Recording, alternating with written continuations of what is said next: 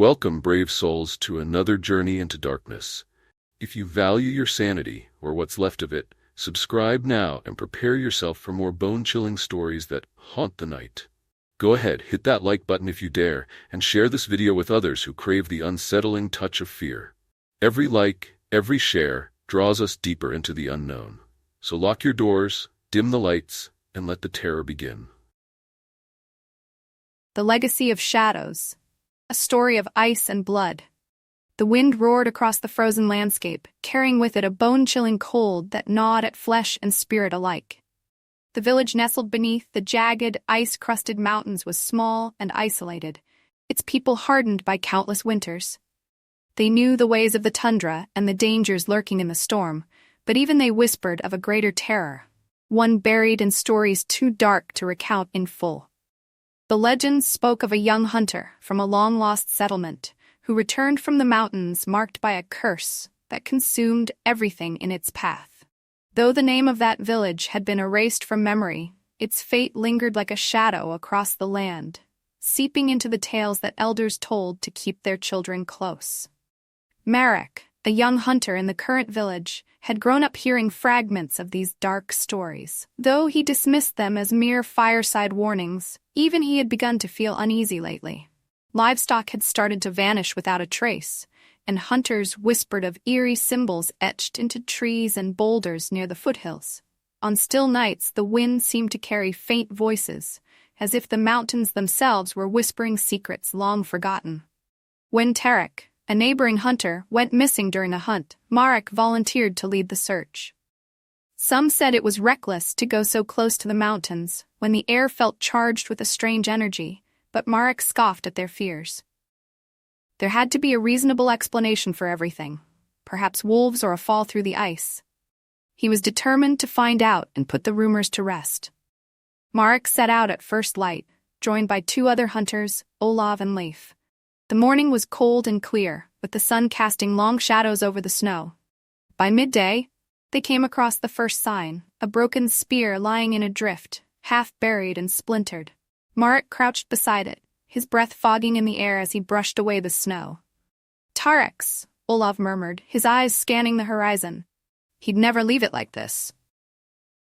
"Unless he couldn't help it," Marek replied, his voice edged with unease. "We need to keep moving." The landscape grew steeper and more treacherous as they reached the base of the mountains. The air seemed colder here, and a strange silence hung over everything, as if the world itself were holding its breath. It was then that they saw the markings, symbols carved into the sheer rock, faintly glowing beneath a thin crust of ice. Their shapes were jagged and unnatural, evoking a primal fear that Marek could not shake. "This is no sign of a man," Leif whispered, his voice trembling. "It feels wrong here, Marek." Marek's jaw tightened. "They're just carvings," he said, though he felt a chill spreading through his veins. "Let's keep going." They climbed higher, and as they did, the feeling of being watched intensified. The sky darkened, the wind picking up as they found a narrow ledge that led into a darkened crevasse. Marek noticed a flicker of light below, an opening into a cavern. He motioned for the others to stay back while he descended. As he reached the entrance, a cold breath of air seeped out from the darkness, carrying with it a faint whisper that prickled his skin. He stepped into the cavern, his eyes adjusting to the dim light. The walls glowed faintly with more of the same symbols, pulsing like the heartbeat of some ancient thing. In the center lay Tarek, his body twisted and lifeless, his eyes staring blankly at the ceiling. But that was not what stopped Marek in his tracks. Beneath Tarek's tattered furs, a faint blue light emanated from his chest. A mark etched into his skin, identical to the symbols on the cavern walls. Marek's breath hitched, his heart racing. The stories his grandmother had once told him, the tales of a hunter who had returned from the mountains marked by an ancient darkness, flashed through his mind. He staggered back, his voice echoing in the cavern as he called up to Olav and Leif. "We have to get out of here." The two hunters appeared at the edge of the crevasse, confusion and fear etched on their faces. "What did you find?" Olav shouted. "Is it Tarek?" "He's dead," Marek replied, choking on the words. "And there's something else. Something."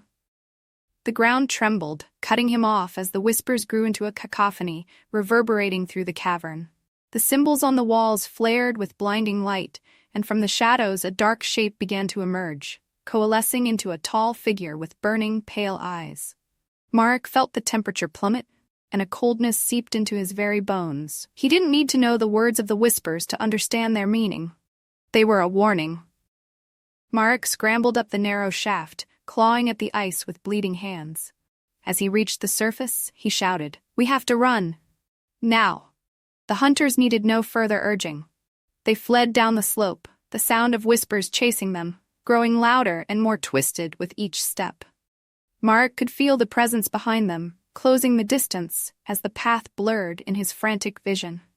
When the village came into view, Marek's relief was short-lived. The fires in the village glowed a faint blue, and the air was thick with that same dreadful whisper. The darkness had not stayed in the cavern, it had followed them home. As the hunters reached the village, the shadowy figures emerged from the darkness, moving with a fluidity that defied nature. Their pale eyes gleamed with malice as they glided toward the cluster of huts. Marek shouted for the villagers to grab their weapons, but even as the people armed themselves, a terrible certainty gripped him. Ordinary weapons would be useless against what was coming. One of the creatures lunged at a hunter, its hand passing through his chest. The man fell without a sound, his eyes taking on the same eerie glow as the creature's. Marek swung a torch toward one of the figures, and it recoiled momentarily, but quickly reformed, surging forward again. The elder's voice rang out above the chaos. "To the sacred circle!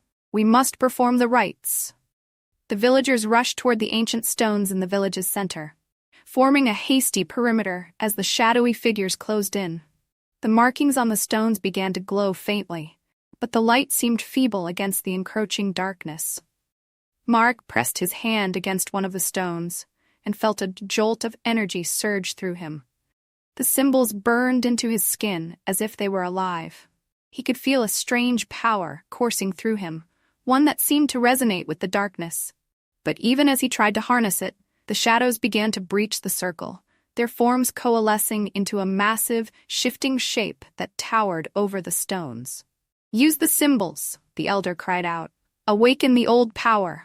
Marek gritted his teeth, forcing the energy outward. The light from his body blazed brighter, driving the creatures back for a moment. But the darkness was relentless, and the barrier around the sacred circle began to falter. The shadow creatures surged forward, their eyes flaring. Marek lashed out with the power from his markings, sending streaks of light into the advancing darkness. But it was not enough. The first of the shadowy figures broke through, seizing a villager and dragging them into the mist. One by one, the cries of the fallen echoed as more villagers succumbed to the icy touch of the darkness. Desperation gripped Marek's heart as he realized they were losing. The whispers tore at his sanity, speaking in a language he could not understand, but that resonated within him all the same. "You cannot resist." He fell to his knees, the light fading from his skin as the energy drained from him. The largest shadow loomed above, a writhing mass of darkness with eyes like blue embers. It reached out, its voice merging with the countless whispers. "You brought us here." As Marek's vision dimmed, he saw the villagers collapsing around him, their bodies frozen in the snow. The sacred stones no longer glowed, their light extinguished, and the village lay silent beneath the shadow of the mountains. The last thing Marek felt was the cold closing in around him, pulling him into the darkness that had consumed them all. Centuries passed, and the land changed. The once mighty glaciers receded, and the ancient village lay buried beneath layers of ice and rock, forgotten by time. The dark tales that once spread through the northern settlements faded into obscurity, leaving behind only fragmented myths of a cursed place where the winds spoke in the tongues of the dead. But secrets buried in the earth do not stay hidden forever. In the present day, a team of researchers ventured into the mountains, seeking to uncover traces of ancient human activity long lost beneath the ice. They chipped away at the frozen layers, their breath misting in the thin, cold air as their tools struck something solid. After hours of digging, they unearthed a ring of large stones, their surfaces covered in strange, faded markings. Dr. Karen Holt, an archaeologist specializing in prehistoric cultures, knelt to examine the carvings. She traced a gloved hand over the symbols, her brow furrowing as she tried to make sense of them. The patterns seemed to shimmer in the sunlight, the faintest hint of blue flickering beneath the stone's surface. "These markings," she murmured, her voice trailing off. "I've never seen anything like them." One of her colleagues, a local guide, peered over her shoulder. "There are stories about these mountains," he said, his tone uneasy. "Old legends. My grandfather used to say there was a village here that vanished in a single night. No one knows why." Dr. Holt looked up, curiosity mingling with a twinge of unease. "Well, we might have just found the evidence of what happened to them," she said, gesturing to the partially uncovered stones. "Let's document everything." As the team continued to dig, they uncovered the remains of ancient huts and tools, scattered bones half buried in the frost. But it wasn't until one of the researchers ventured deeper into a nearby crevasse that they found the cavern. The air was colder here, and as they stepped inside, they felt a peculiar pressure, as if the weight of centuries was bearing down on them. Dr. Holt's flashlight swept across the cavern walls, revealing the same twisted symbols carved into the stone, glowing faintly beneath a sheen of ice. She drew closer, captivated by the eerie beauty of the ancient markings. "This is incredible," she whispered. "It's as if they're alive." But as she reached out to touch one of the carvings, a chill swept through the cavern, causing her breath to catch in her throat. The air seemed to hum with an almost imperceptible whisper, a sound so faint that it could have been mistaken for the wind. But as the other researchers entered the cave, the whispers grew louder, forming a chorus that echoed through the cold stone. Dr. Holt's hand froze just inches from the symbols as an uneasy feeling settled over her. The faint blue glow seemed to pulse in rhythm with her heartbeat, growing brighter with each passing second. "Do you hear that?" one of the researchers asked, his voice barely audible above the rising murmur. "It's like voices." The whispers intensified, filling the cavern with a sound that was both ancient and unnervingly familiar, as if the walls themselves were speaking. Dr. Holt stepped back, her pulse quickening. For a brief moment, she thought she saw a shadow flicker in the corner of her eye.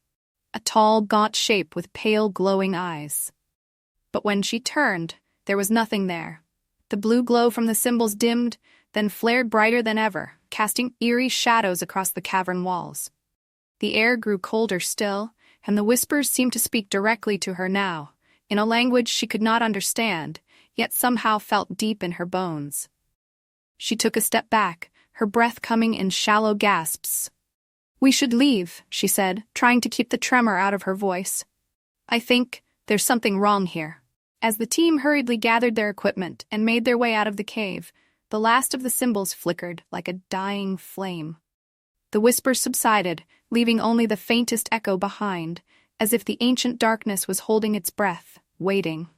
Outside, the mountains stood silent and still, the sky a pale gray above the snow-covered peaks. But deep within the earth, something stirred, a faint pulse of blue light that beat like a slow, awakening heartbeat. And in the wind, the whispers began to rise once more.